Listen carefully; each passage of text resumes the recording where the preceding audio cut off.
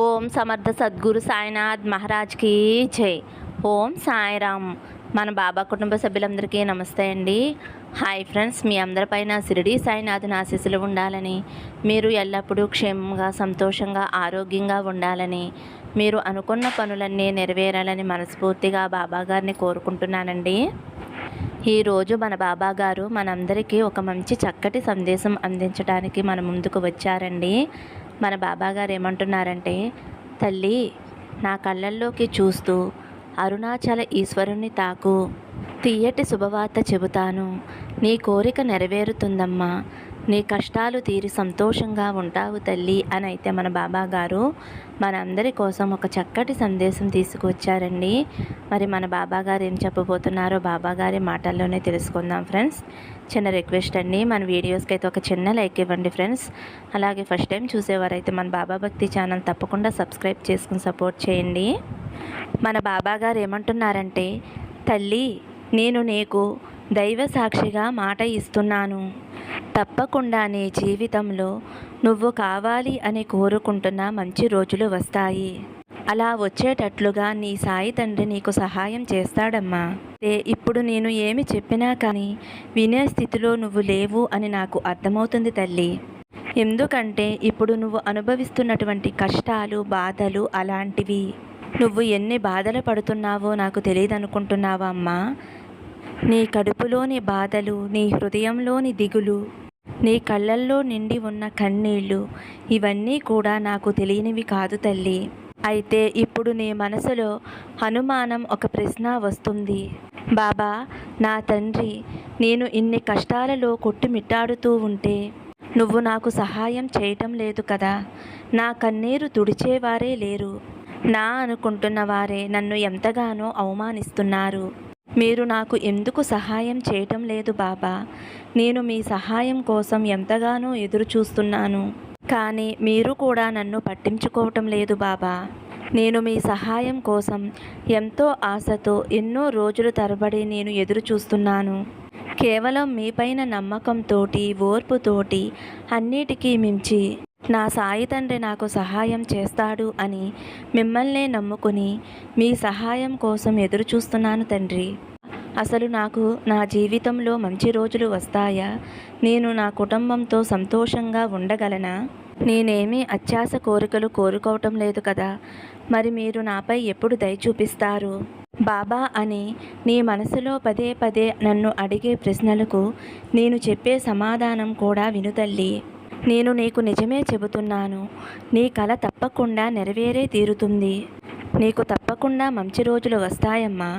నేను నీ ప్రతి పని విషయంలోనూ నేను తోడుగా ఉంటాను. చాలా తొందరలోనే నీ జీవితంలో నువ్వు అడిగేటటువంటి మంచి మార్పు వస్తుందమ్మా.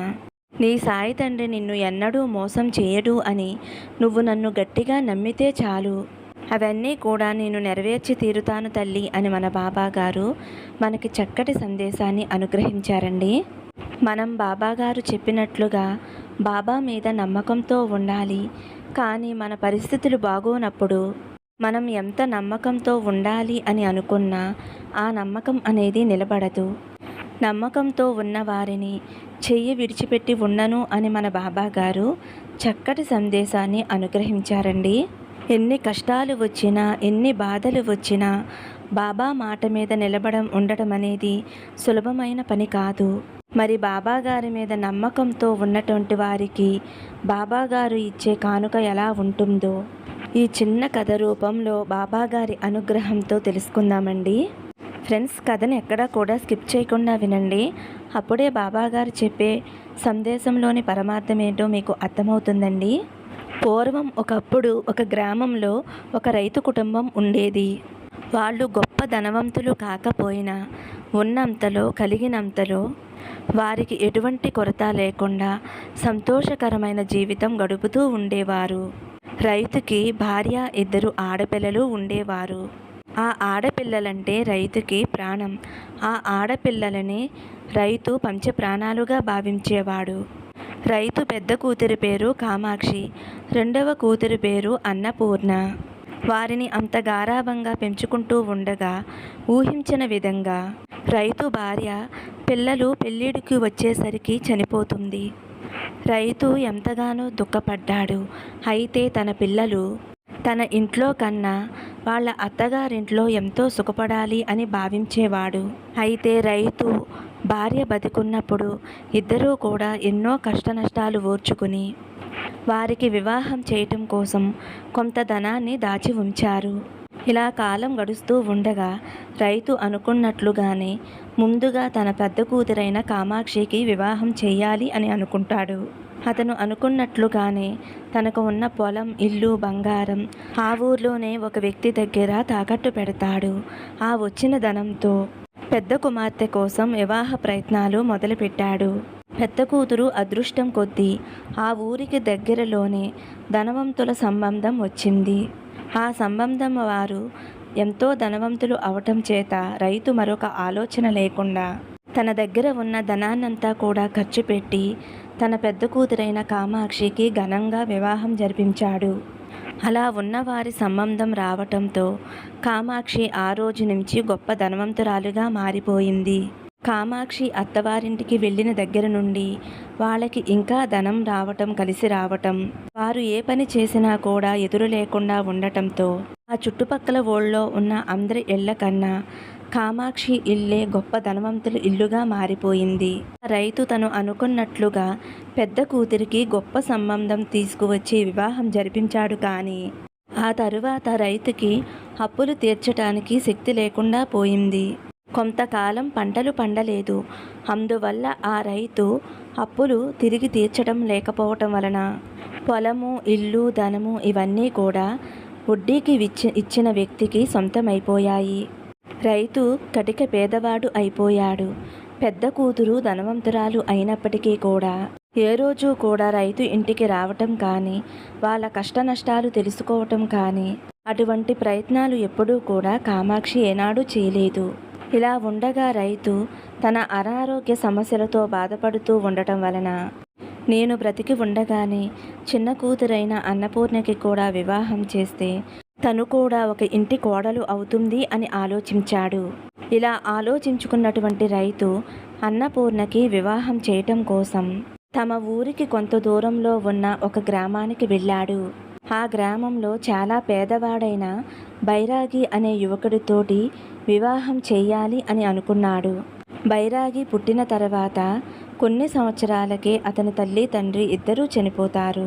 అతను అనాథగానే పెరిగాడు. ఆ ఊర్లో వారు ఏ పని చెప్పినా కాదనకుండా, ఒళ్ళు దాచుకోకుండా, సుఖపడకుండా ఏ పని చెప్పినా చేస్తూ ఉండేవాడు. అతను పేదవాడే అయినా పనిమంతుడు అవటం చేత రైతు మరో ఆలోచన లేకుండా అతనికి అన్నపూర్ణనిచ్చి వివాహం చెయ్యాలి అని అనుకున్నాడు. కానీ బైరాగి ఉండేందుకు సరైన ఇల్లు కూడా లేదు. వాళ్ళ పెద్దవాళ్ళ నుంచి వచ్చిన చిన్న పూరి గుడిసె తప్ప బైరాగికి మరి ఏ ఆస్తుపాస్తులు లేవు. అవన్నీ చూసిన రైతు బాగా ఆలోచించుకున్నాడు. తనకు చూస్తే అనారోగ్యము, ఆస్తుపాస్తులంటూ ఏమీ లేవు. ఈ సంబంధం కూడా పోతే కనుక తన కూతురికి వివాహం జరిపించలేను అని నిర్ణయించుకున్న రైతు ఒక మంచి శుభముహూర్తంలో ఆ ఊర్లోనే అన్నపూర్ణకి, బైరాగికి వివాహం జరిపించాడు. వాళ్ళ వివాహం జరిగిన కొన్నాళ్ళకే ఆ రైతు కూడా చనిపోయాడు. వివాహం జరిగినప్పటి నుంచి అన్నపూర్ణ ఆ బైరాగితో కలిసి ఆ గుడిసెలో ఉంటూ అష్టకష్టాలు పడుతూ ఉండేది. వీళ్ళ కష్టాలకు తోడుగా వారికి 5 సంతానం కలిగింది. అన్నపూర్ణకు పిల్లలంటే ఎంతో ప్రేమ. ఆ పిల్లల మీద మమకారంతో అన్నపూర్ణ 5 సంతానాన్ని కన్నది. ఆ పిల్లలను ఎలాగైనా సరే పెంచి పెద్దవాళ్ళని చేసి కష్టపడి చదివించి అడుక్కునైనా సరే ఆ పిల్లల్ని పెంచి పోషించాలి అని బైరాగి, అన్నపూర్ణ ఇద్దరూ నిర్ణయించుకున్నారు. ఉన్నంతలో ఒక్కపూటైనా సరే గంజినీళ్లు తాగుతూ సంతోషంగా ఉండేవారు. అష్టకష్టాలు పడుతున్న అన్నపూర్ణ ఏ రోజు కూడా వాటిని తలుచుకుని బాధపడేది కాదు. అప్పుడప్పుడు అన్నపూర్ణ తన పిల్లలతోటి తన అక్కైన కామాక్షి గురించి గొప్పగా చెప్పుకునేది. చుట్టుపక్క ఉన్న ఊర్లో అందరికన్నా కామాక్షి కుటుంబం ధనవంతులని, వారు బాగా ఆస్తి కలిగి ఉన్నవారని పిల్లలతో చెబుతూ ఉండేది. అన్నపూర్ణ అలా చెప్పినప్పుడు పిల్లలు పెద్దమ్మ ఇంటికి వెళదామని మారం చేసేవారు. ఈ అన్నపూర్ణ వారికి ఏదో ఒకటి సర్ది చెప్పి వారిని ఊరుకోపెట్టేది. అసలు నిజం ఏమిటి అంటే కామాక్షికి వివాహం అయిన తర్వాత ఒక్కసారి కూడా పుట్టింటికి వచ్చి చూడలేదు. వల్ల ఆమె ఇంటికి ఎలా వెళ్ళాలో, వెళితే ఏమి అంటుందో కూడా అన్నపూర్ణకి తెలియదు. అందువల్ల ఎప్పుడూ కూడా కామాక్షి ఇంటికి అన్నపూర్ణ అటువైపు వెళ్ళిందే లేదు. అన్నపూర్ణ కష్టాలు పడుతూ కటిక పేదరికంతో బాధపడుతూ ఉండగా ఒకనాడు బైరాగి ఆ ఊరి ధనవంతుడి తోటలో కొబ్బరికాయలు కొయ్యటానికి వెళ్ళాడు. అలా మధ్యాహ్నం వరకు కూడా కొబ్బరికాయలు కోస్తూ ఉండగా అనుకోకుండా పట్టు తప్పి కొబ్బరి చెట్టు మీద నుంచి కిందకి పడిపోతాడు. అలా కింద పడినటువంటి బైరాగి కాలు విరిగిపోవటంతో చాలా బాధపడవలసి వచ్చింది. ఇద్దరి ముగ్గురు సహాయంతో బైరాగి ఇంటికి చేరుకున్నాడు. రోజు నుంచి అన్నపూర్ణకు కష్టాలు మరింతగా పెరిగిపోయాయి. ఏ పని చేయటానికి బయటికి వెళ్ళలేడు. కాలు విరిగిపోవటంతో పాటు అనారోగ్య సమస్యలతో దిగులు పడుతూ బాధపడుతూ ఉన్నాడు. అన్ని పట్నం తీసుకువెళ్ళి చూపిస్తే అతని అనారోగ్యం తొలగిపోతుందని, కాలు కూడా నయం అవుతుందని అన్నపూర్ణతో ఇరుగు పొరుగు వారు చెప్పేవారు. దానికి తిండి కూడా లేని వారు పట్నం వెళ్ళాలి అంటే కలలో కూడా ఊహించలేనిది. ఆ రోజు నుంచి కష్టాలు ఎక్కువైపోవటంతో పిల్లల్ని ఎలా పెంచి పోషించాలో అర్థం అవలేదు అన్నపూర్ణకి. వల్ల అన్నపూర్ణ యాచన చేయటం మొదలుపెట్టింది. అలా ఆ ఊరు చుట్టుపక్కల ఊర్లు యాచన చేస్తూ వచ్చిన వాటితోనే పిల్లల్ని పోషిస్తూ ఉండేది. ఇలా అన్నపూర్ణ జీవితం అష్ట కష్టాలమయమైపోయింది. ఏ రోజు అడుక్కోవటానికి వెళ్ళకపోతే ఆ రోజు ఇంట్లో తిండి ఉండేది కాదు. భర్తకు సేవలు చేసుకుంటూ బిడ్డల్ని పెంచుకుంటూ యాచన చేస్తూ అన్నపూర్ణ జీవితం కష్టాలమయం కన్నీటిమయం అయిపోయింది. ఇప్పటికైనా తనకి మంచి రోజులు వస్తాయని, ఏదో ఒక రూపంలో దైవం తనకి సహాయం చేస్తాడని, కష్టాలన్నీ తొలగిపోతాయని, అలాగే తన భర్తకి మంచి ఆరోగ్యం వస్తుంది అని ఎంతో ఆశతోటి కన్నీరు తుడుచుకుంటూ కాలం గడుపుతూ ఉండేది అన్నపూర్ణ. ఇలా ఉండగా ఒక రోజున అన్నపూర్ణ ఇంటికి అక్క కామాక్షి వచ్చింది.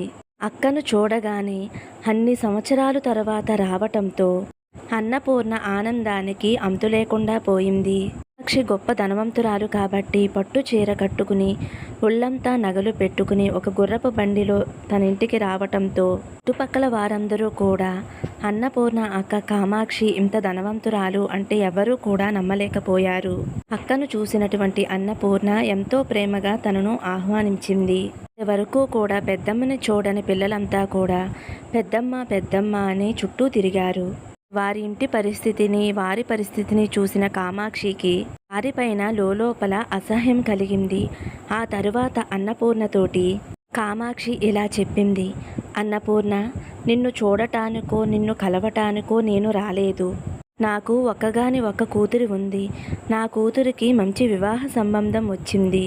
దానికి వచ్చే నెలలోనే వివాహం చెయ్యాలి అని అనుకుంటున్నాను.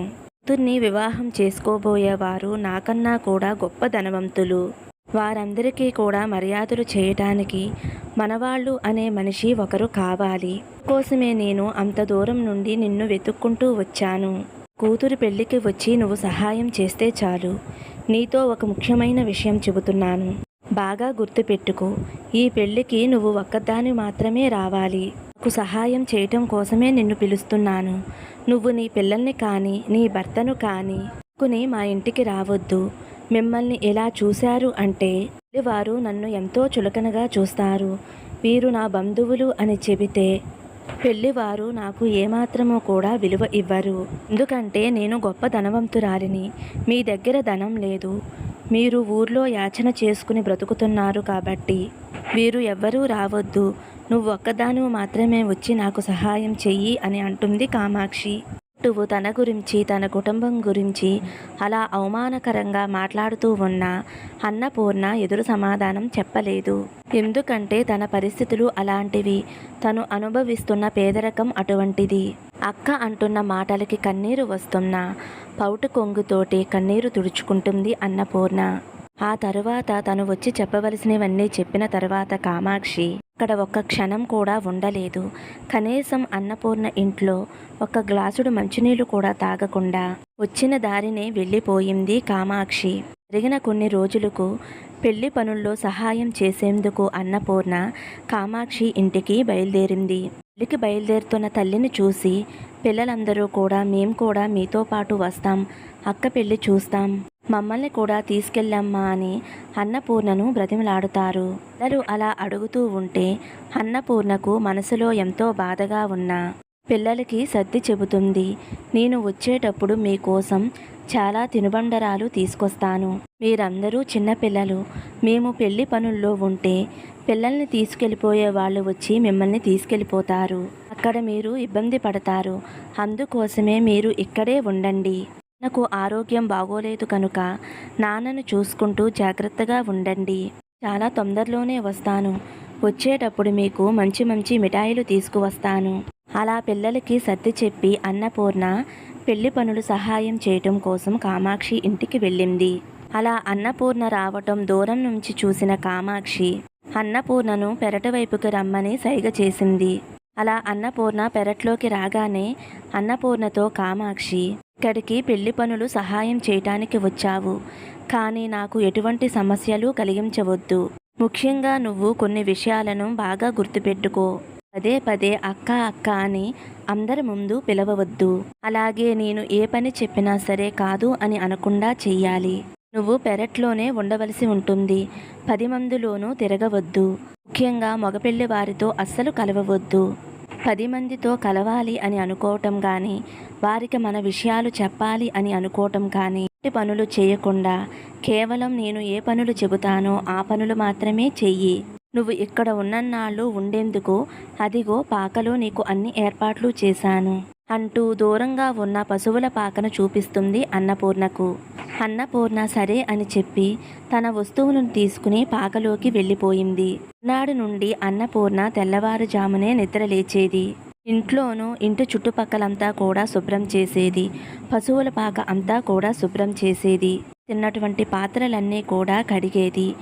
అందరి బట్టలు కూడా ఉతికేది. వారు కూడా రావటంతో అన్నపూర్ణకు కొద్దిసేపు కూర్చుని విశ్రాంతి తీసుకునే సమయం కూడా లేకుండా పోయేది. వారు తిన్నటువంటి పాత్రలు తోమటం, బట్టలు ఉతకటం అన్నపూర్ణ ఏమాత్రమూ కూడా సిగ్గు లేకుండా చేసేది.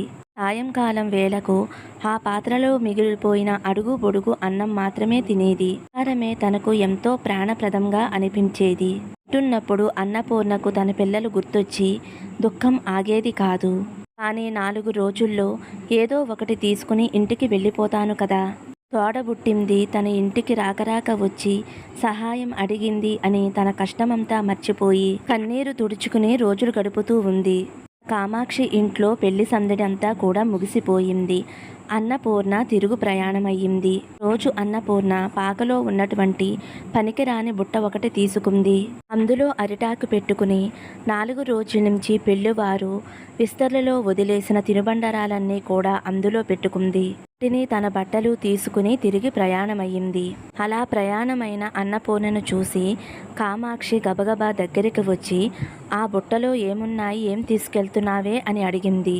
మాటలకు అన్నపూర్ణ పవిటి కొంగుతోటి కన్నీరు తుడుచుకుని, అక్క నేను ఇక్కడికి వచ్చి 15 రోజులు దాటిపోయింది. వాళ్ళందరూ కూడా ఎంతో చిన్నపిల్లలు. వారు నేను ఇక్కడికి వచ్చేటప్పుడు ఎంతో మారం చేశారు మేము కూడా వస్తామని. అప్పుడు నేను వారితోటి మీ పెద్దమ్మ మీకు మంచి తినుబండరాలు ఇస్తుందని, ఇవ చేయకుండా నాన్న దగ్గర ఉండమని వారికి సర్ది చెప్పి నేను ఇక్కడికి వచ్చాను. నేను 4 రోజుల నుంచి పెళ్లివారు ఇస్తరిలో మిగిలిపోయిన పదార్థాలను బుట్టలో పెట్టుకున్నాను. ఈరోజు ఇంటికి వెళ్తున్నాను కాబట్టి అని ఈ బుట్టలో పెట్టుకుని తీసుకువెళ్తున్నాను అని చెప్పింది అన్నపూర్ణ. ఆ మాటలు విన్న కామాక్షికి అన్నపూర్ణ మీద చాలా కోపం వచ్చింది. వెంటనే విసురుగా అన్నపూర్ణ దగ్గరికి వచ్చి ఆ బుట్టని లాక్కొని, దాలు మిగిలిపోతే ఇలా వృధా చేసుకుంటామా? కుడితి కుండలో వేస్తే పశువులు తిని పాలు ఇస్తాయి. అలా అంటూ ఆ పదార్థాలన్నీ పక్కనే ఉన్న కుడితి కుండలో వంపి ఆ బుట్టను పశువుల పాకలోకి విసిరేసి గబగబా లోపలికి వెళ్ళిపోయింది కామాక్షి. ఆ దృశ్యం చూసినటువంటి అన్నపూర్ణకు దుఃఖం అస్సలు ఆగలేదు. ఒక్క మాట కూడా మాట్లాడకుండా తను వచ్చిన దారినే బయలుదేరింది ఇంటికి. అలా వస్తున్న అన్నపూర్ణకు అడుగడుగున తన అక్క చేసిన అవమానాలన్నీ గుర్తుకు వచ్చి విపరీతమైన దుఃఖం కలిగింది. అలా అన్నపూర్ణ ఏడుస్తూనే ప్రయాణం చేస్తూ ఉంది. ప్రయాణం అయ్యేసరికి పొద్దున్నుంచి ఏమీ తినకపోవటం, ఎండ బాగా ఉండటంతో అన్నపూర్ణకు కళ్ళు తిరిగినట్లుగా అనిపించింది. దగ్గరలో ఎక్కడైనా కూర్చునే అవకాశం ఉంటుందేమో అని చుట్టూ చూసింది. దూరంలో ఒక చెరువు కనిపించటంతో అన్నపూర్ణ ఎలాగోలాగా అక్కడికి వెళ్ళి ఆ చెరువు దగ్గర కాళ్ళు చేతులు కడుక్కుని కడుపు నిండా నీళ్లు తాగి పక్కనే ఉన్న ఆ చెట్టు కింద కూర్చుంది. జరిగిన అవమానాలన్నీ తలుచుకుని తనలో తనే బాధపడుతూ కూర్చుంది. తన తండ్రి ఆస్తి మొత్తం కూడా అక్క పెళ్లి కోసం ఖర్చు చేయటం, తనకి ఒక పేదవాడిని ఇచ్చి పెళ్లి చేయటం, అతను కాళ్ళు పోగొట్టుకుని అనారోగ్యంతో బాధపడటం, చివరికి పిల్లలకి తిండి పెట్టలేక యాచన చేస్తూ బ్రతకటం దాకా అక్క తన ఇంటికి వచ్చి తన ఇంటికి పిలిచి మళ్ళా అవమానం చేయటం, ఇవన్నీ తలుచుకుని అన్నపూర్ణ తనలో తానే ఎంతగానో బాధపడింది. తనకి ఇంక మంచి రోజులు వస్తాయి అనే నమ్మకం పోవటంతో ప్రాణాలు తీసుకోవటం తప్ప వేరే మార్గం లేదు అనే తనలో తానే గట్టిగా నిర్ణయం తీసుకుంది. తను చనిపోతే పిల్లల్ని ఎవరు చూస్తారు, పిల్లలు అనాథలు అయిపోతారు అని భావించిన అన్నపూర్ణతో పాటు తన పిల్లల్ని కూడా చంపేయాలి అనే గట్టి నిర్ణయం తీసుకుంది. దుడా, నాకు బ్రతకటానికి దారి లేదు, నా పిల్లలకి తిండి పెట్టుకునే శక్తి లేదు, బ్రతకటానికి దారి లేకపోయినా చనిపోవటానికి దారి చూపించు అని తనలో తానే అవమానాలన్నీ దిగమింగుకుంటూ దారి పట్టింది అన్నపూర్ణ. అలా అన్నపూర్ణ నడిచి వస్తూ ఉండగా కాళ్లకు ఏదో మెత్తగా తగలటంతో కిందకు చూసింది. కాళ్ల కింద చనిపోయి పడి ఉన్న పాము కనిపించింది. చూడగానే అన్నపూర్ణ మనసులో ఒక ఆలోచన మెదిలింది.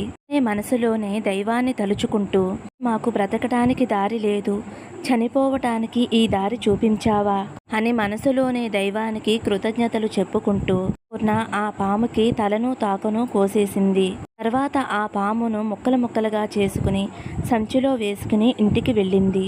కాలం వేళకు తల్లి ఇంటికి రావటంతో పిల్లలందరూ కూడా తల్లి దగ్గరికి చేరుకున్నారు. రేపటి తర్వాత పిల్లలందరూ కూడా తల్లితోటి గారంగా, అమ్మ, మా కోసం పెద్దమ్మ మాకు ఏమిచ్చింది, మాకు తినటానికి ఏమి తెచ్చావు అని అడిగారు. మాటలకు అన్నపూర్ణ లోపల దుఃఖాన్ని లోపలే అణుచుకుంటూ, మా మీకోసం చేపలు ఇచ్చింది, మీరు కొద్దిసేపు బయట ఆడుకోండి, వంట చేసి మిమ్మల్ని పిలుస్తాను అని చెప్పింది. తల్లి ఆలోచన తెలియని పిల్లలు సంతోషంగా బయటికి వెళ్ళిపోయారు. అన్నపూర్ణ ఆ పాము ముక్కలన్నీ కూడా ఒక కుండలో వేసింది. కుండలో నీళ్లు పోసి పొయ్యి మీద పెట్టింది. భర్త బైరాగితో, మీరు ఈ కుండలో నీళ్లు అడుగు మాడకుండా కదుపుతూ ఉండండి, ఇంటికి వెళ్ళి కారం తెస్తాను అని బయటికి వెళ్ళింది. ఇంతలో భర్త బైరాగి ఆ కుండలో గరిటి పెట్టి కదుపుతూ ఉండగా కదులుతున్న శబ్దం వినిపించింది. అతను అయోమయంగా చూస్తూ వెళ్తున్న అన్నపూర్ణను పెద్దగా కేక వేసి పిలుస్తాడు. ఏమి జరిగిందో అని కంగారుతోటి పరుగున లోపలికి వస్తుంది. బైరాగి కుండ లోపల గరిటతో కదుపుతూ ఆ శబ్దం వినమని చెబుతాడు. నిన్న అన్నపూర్ణ పక్కన ఉన్న దీపంతో కుండ లోపలికి చూసింది. కుండలో మెలమెలా మెరుస్తూ బంగారపు కణికల్లాంటివి కనిపిస్తున్నాయి. అన్నపూర్ణ గరిటతోటి వాటిని పైకి చూసేసరికి నిజంగానే అవి బంగారపు కణికలు. అవి చూసినటువంటి అన్నపూర్ణ బైరాగి ఆనందం తట్టుకోలేకపోయారు. అన్నపూర్ణ జరిగిందంతా కూడా పోసగుచ్చినట్లు బైరాగితో చెబుతుంది. తరువాత భార్యాభర్త ఇద్దరూ ఒక మాట మాట్లాడుకుని నుంచి ఒక బంగారపు కణిక తీసుకుని ఆ కొండకు మూత కట్టి అటుకు మీద ఉంచారు. ఇంట్లో ఉన్నటువంటి శెట్టిగారి దగ్గరికి వెళ్ళి ఆ బంగారపు కణికిని అమ్మి వచ్చిన ధనంతో పిల్లలకి మంచి బట్టలు, వండుకోవటానికి పాత్రలు, పిల్లలకి కావలసిన అన్ని పదార్థాలు కొనుక్కున్నారు. ఒక వారం గడిచిన తర్వాత ఆ ఊర్లోనే ఒక మంచి ఇల్లు కూడా కొనుక్కున్నారు. అలాగే అన్నపూర్ణ తన భర్తను పట్నం తీసుకువెళ్ళి వైద్యం కూడా చేస్తూ ఉంది. వారం 10 రోజుల్లోనే ఆ కుటుంబంలో వచ్చిన మార్పు ఊరంతా కూడా తెలిసిపోయింది. ఊళ్ళో వారందరూ కూడా ఒకరి తర్వాత ఒకరు మొన్న ఈ మధ్యనే తన అక్కగారింటికి వెళ్ళి వచ్చింది. ఆ అక్క చాలా ధనవంతురాలు. చెల్లులు బాగుపడటం కోసం వాళ్ళ అక్కగారు ఎంతో కొంత సహాయం చేసి ఉండుంటుంది. లేకపోతే ఉన్న పలంగా వీళ్ళకి ఇంత డబ్బు ఎలా వస్తుంది అని ఊర్లో అందరూ కూడా మాట్లాడుకుంటూ ఉన్నారు. అన్నపూర్ణ కుటుంబం సంతోషంగా ఉన్న విషయం ఆ నోట వేరే ఊర్లో ఉన్న కామాక్షికి తెలిసిపోయింది. చెల్లులు అలా బాగుపడటం ఏమాత్రమూ నచ్చలేదు. కామాక్షి అప్పటికప్పుడు బయలుదేరి అన్నపూర్ణ ఉన్న ఊరికి వచ్చి అక్కడ ఉన్న న్యాయాధికారికి ఫిర్యాదు చేసింది. పూర్ణ మా ఇంటికి పెళ్లికి వచ్చింది. మా ఇంట్లో ఉన్నటువంటి విలువైనవన్నీ కూడా దొంగతనం చేసింది. మీరు ఇప్పటికిప్పుడు పిలిపించి విచారించండి అని న్యాయాధికారికి ఫిర్యాదు చేయడంతో అధికారి 2 మనుషులను పంపించి అన్నపూర్ణను కుటుంబంతో సహా రచ్చబండ వద్దకు రమ్మని కబురు పంపించాడు. ఇలా అక్క చెల్లుళ్ళ గొడవ తెలిసిన వారందరూ కూడా ఆ రచ్చబండకు చేరుకున్నారు. అప్పుడు న్యాయాధికారి అన్నపూర్ణను జరిగిన విషయం ఏమిటి అని అడిగాడు.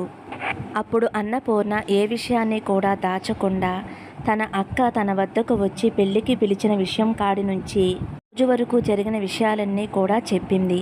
ఆ మాటలు వింటున్న కామాక్షి, ఆ కుండను మా ఇంటి నుంచే దొంగిలించింది. మీరు దయచేసి ఆ కుండని తెప్పించినట్లయితే ఆ కుండను నేను తీసుకువెళ్తాను అని కామాక్షి న్యాయాధికారితో చెప్పింది. అధికారి కామాక్షి చెప్పినట్లుగానే 2 మనుషుల్ని పంపించి అన్నపూర్ణ ఇంటికి ఆ కుండను తెప్పించాడు. అప్పుడు న్యాయాధికారి అక్క చెల్లుళ్ళిద్దరినీ చూస్తూ, కుండ మీలో ఎవరిదో దగ్గరికి వచ్చి దేవుడి పైన ప్రమాణకం చేసి తీసుకోవచ్చు అని అంటాడు. అప్పుడు కామాక్షి వెంటనే పరిగెత్తుకుని వచ్చి దేవుడి మీద ప్రమాణకం చేసి కుండకు కట్టిన వాసనను విప్పి కుండలో చేయి పెట్టబోయింది. క్షణమే ఆ కుండలోంచి ఒక త్రాసుపాము కామాక్షిని కాటు వేయబోయింది. భయంతో కామాక్షి ఆ కుండను వదిలివేయటంతో కుండ కింద పడి పగిలిపోతుంది. ఆ కుండలోంచి కొన్ని బంగారపు కణికలు కింద పడటంతో న్యాయాధికారికి జరిగిన విషయమంతా కూడా చక్కగా అర్థమయ్యింది. ఆయన అన్నపూర్ణను చూసి బంగారపు కణికలు తీసుకునేందుకు అనుమతించాడు. ఈ విషయమంతా ఊరందరికీ తెలియటంతో అందరూ కూడా కామాక్షిని అసహించుకున్నారు. అక్క ఉండటం అన్నపూర్ణ ఎంతో దురదృష్టవంతురాలు అని అందరూ కూడా కామాక్షిని నానా మాటలు మాట్లాడారు. ఆ తరువాత అన్నపూర్ణ ఆ బంగారపు కణికలు అమ్ముకుని పొలాన్ని పశువులని కొనుక్కుంది. తన పిల్లల్ని మంచి పాఠశాలలో చేర్పించింది. అలాగే తన భర్తకు పట్నంలో వైద్యం చేయించి ఆరోగ్యం కుదుటపడేలా చేసింది.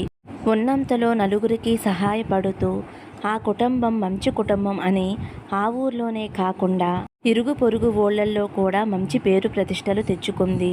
కామాక్షి మాత్రం తన ఈర్ష్యను అసూయను ఏమాత్రం వదులుకోలేక ధనవంతురాలు అయినా కూడా నలుగురిలో అవమానాలు పడుతూ జీవించసాగింది.